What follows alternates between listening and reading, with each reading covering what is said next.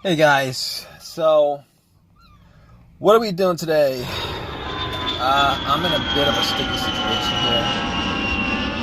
I'm at Sears right now. Yes, Sears. Finished my shopping. Was in Sears for maybe 45 minutes to an hour. Finished my shopping. Ready to go home. Walked into my car and try to turn it on, and guess what? Nothing at all. But all the lights work. I mean, everything on the lights on the dash work. The radio works, the blow motor works, everything works. But I'm trying to turn this car on, and it's not cranking over. It's not cranking over. And I've tried it 15 times. Back and forth. I tried it 15 times and it won't crank over. So basically what I did was I went out and I checked my headlights. I was thinking the battery. I don't know why I'm thinking the battery, but I've only been out of the car for like an hour and a half. Well, I'd say about an hour. And I didn't leave the lights on because it's 4 o'clock in the afternoon. I didn't leave the lights on at all. I didn't leave anything on. I'm pretty sure it's not the battery. In fact, I know it's not the battery at this point. But let me just give you some backstory on this. I had this situation a couple of times during the last 6 months where I couldn't get the car to start, but I played around the terminals to the battery. I kind of wiggled it a little bit, got to start. I actually did that about 15 minutes ago. Didn't do anything. So that's not the cause of it. About a month ago, I did have this situation where I was right in the morning, I was ready to go to work. I got into my car and it wouldn't crank, so I did it about 3 to 5 times, pressing the gas. 3 to 5 times I did it, and eventually it did crank up and it did start. This time around, I did it 15 times and nothing. All right, nothing happened. So I was able to get somebody to help me out with a jump. This car right next to me, nice guy, parked right next to me and put some cables on it. Nothing. Same thing. All the lights work. Everything else works in the car. Like all the internal electronics work in the car, but nothing else. It won't crank, and it's not the battery. Obviously, it's not the battery because I did try to jump it. And got the battery about a year ago.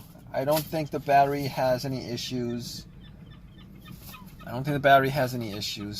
Because if once you put cables to it, it should work. But that didn't work. So it's not the alternator.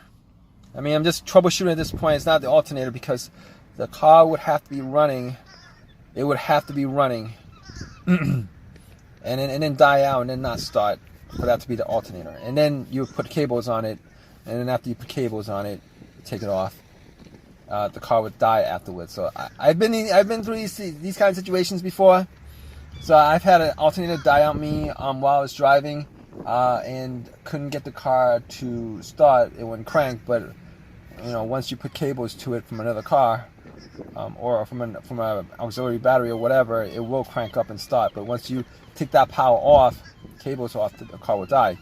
I mean, most of the time, alternate issues happens when you're driving on the road, but that wasn't the situation. All right, this car was completely off when I got in here. So basically, what I'm left with is either some kind of electronic issue or maybe the starter that's causing it not to work. So But I mean, it could be a fuse. Could be a fuse. It could be the relay, but I don't think it's the relay. Reason why I don't think it's the relay is the reason why I don't think is the relay is because I do hear a click. I mean, I hear a couple clicks actually. I've heard the car click. Couple clicks. I've heard the car click every time I try to start it. The car will click. It'll click. It'll click. It's like a click. So it'll click. So that means that there is power going to. There's power going to the solenoid. There's power going to the motor, but the motor is just not running. It's just not turning. The motor's not running. The motor's not turning. It does click, so there's power going there. Okay, it's not the relay, because if it was a relay, I wouldn't hear anything. It'd be just absolutely dead when I try to turn on. So that's not the cause of it, and I don't think it's the fuse. I've had situations where fuses were blown, and it had issues. I had issues starting the car because of it. But it's not that either, and I know it's not because, well, fuses and cars not starting. There's most of the time there's normally two ways you can figure that out. One way is if the car cranks but won't start.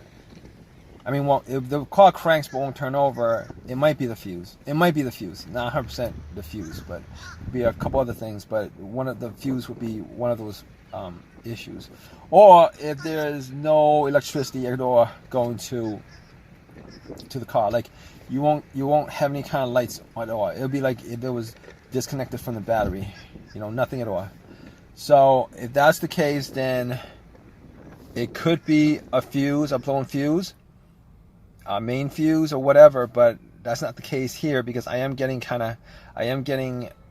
a lot, electricity. I am getting everything works except it won't crank over. That's the problem. So my only option after this is to bump the starter, which I will do. I will bump the starter, see if I can get it to work one last time, and if it does turn over after I hit it with a crowbar, which I do have a long crowbar. I'm going to try to hit it with a long crowbar and see if it does work. That's pretty much my last option at this point after troubleshooting all of this. Now I will say that my starter on this car, I changed it out maybe like a year and a half ago. So I changed the starter out a year and a half ago. I am right now really disappointed I didn't get an OEM starter.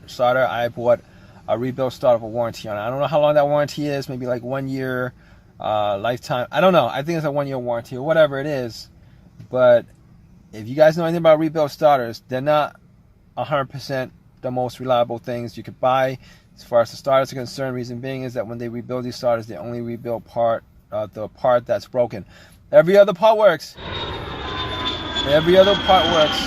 Every other part. Every other thing on the starter has the same mileage as when it was taken out the car. So let's just say if the car had 150,000 miles on it, they'll replace the part in the starter that broke, but they won't replace everything, the whole entire thing. Because then I think at that point it would be like brand new if they replaced everything. They won't even replace all the major parts. Unfortunately, what they'll replace is one single part of the starter that's broken, and everything else they'll clean up. I don't know. It's an amazing process. I haven't looked into it, but the fact that they could get a starter you hand into them, like looking like a piece of rusted junk, and then cleaning it up to the point where it looks like it's brand new. But regardless, they don't change up all the parts in there. So and that's the case probably here. But I'm gonna go out. I'm gonna try to bump it. I'll keep you guys updated. All right, guys. So I was able to get it to crank up one time, yesterday. I was able to get the car to crank up after I bumped it a couple of times and tried to start a couple of times. On the fifth try, it did crank up, and I was able to get it home. But once I turned off the car and tried to turn it on again, it wouldn't start. I would have the same symptoms after that. Though it was the starter, definitely the starter that was causing the issues. It's definitely the starter that was causing the issues on it. And so I did change the starter, and I did buy a new starter on eBay. I ordered it. I actually bought it. I went to a junkyard that very same day, got it, and I'm pretty sure that starter had, like, you know, it's a used starter, it's an OEM starter. I wasn't gonna get like a rebuilt starter again, knowing what I know about rebuilt starters. So I put that in. Hopefully there was like $40 or whatever, and hopefully it'll last me a lot longer than this rebuilt starter has. So I mean, that's I've had experiences with rebuilt alternator starters. They go out. After I put them, install them, they go out. I've had an alternator that I went out like about a year and a half after I put it in. It's not supposed to do that. It's supposed to last maybe like 150,000 miles, 125, 150 before it goes out. So it wasn't the worst situation, but I really wish that situation didn't happen, because I lost so much time. Hours and hours. Well, I did lose 30 minutes yesterday, about 30, 40. I lost an hour yesterday, and then today I lost maybe like 2 hours putting it in. But hey, but it is what it is. Stuff happens. Back on the road again. But so if you guys have any questions, you know, comments or whatever, feel free to leave your comment in the comment section. Please give me a thumbs up. Please subscribe. All that good stuff. All right, guys, take care.